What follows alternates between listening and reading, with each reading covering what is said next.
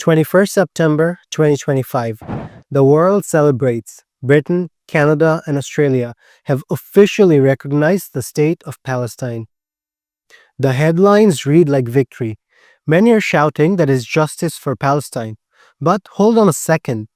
Is this really justice? Or is this yet another carefully packaged Western deception? Another move in the colonial game that has always cut Palestine down to size.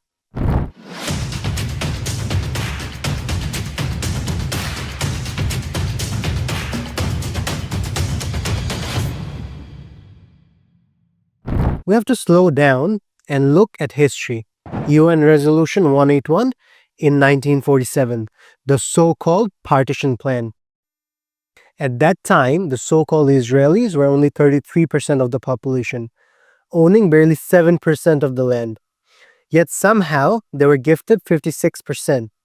The Arab majority forced into 43%, and Jerusalem was placed under international administration.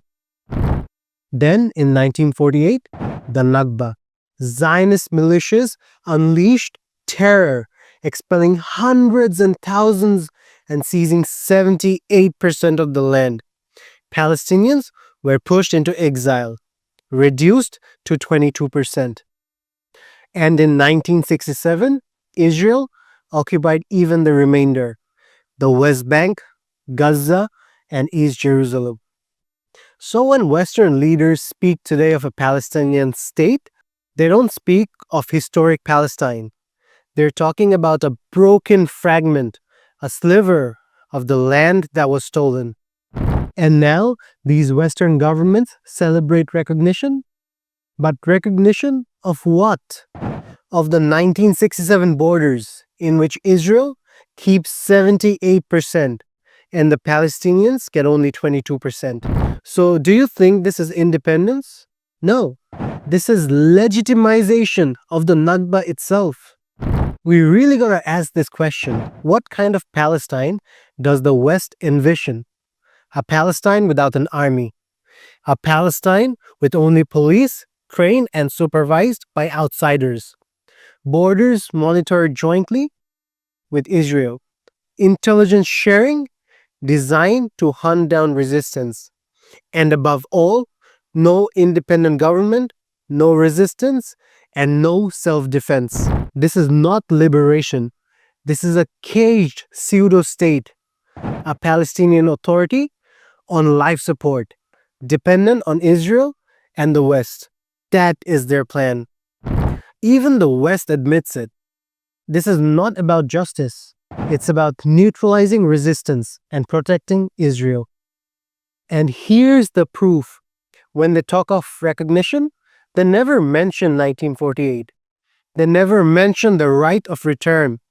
They never mention accountability for war crimes.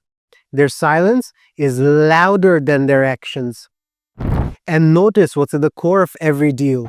Israel's so-called right to self-defense. From Oslo in the 90s to New York Declaration of 2025 is the same clause repeated. Israel must always retain the right to wage war whenever it wishes. So what does this mean in practice? Entire neighborhoods in Gaza erased. Thousands slaughtered under the banner of self-defense. And we have to get this absolutely clearly. Recognition today is nothing more than a license for Israel to continue its occupation with international approval. And we must also understand what the Palestinians themselves want. It's exactly what they chant, Ana Raja ay Raja, the return of their stolen land, the right of return to the millions of refugees, justice for decades of massacres and expulsions. But this recognition doesn't touch those demands. Instead, it offers Palestinians a crippled, powerless state, living on the mercy of the occupiers. This is exactly why so many scholars, activists, and analysts call it what it is: betrayal disguised as diplomacy. So where does that leave us? We must understand that the West's recognition is not a victory. It is a trap. It is designed not to free Palestine, but to secure Israel.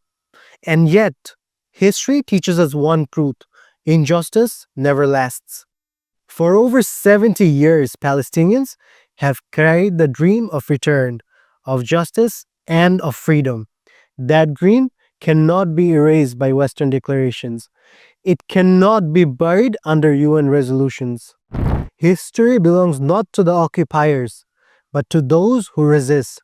And one day, Palestine will write its own freedom, not on Western paper, but in the blood and sacrifice of its people.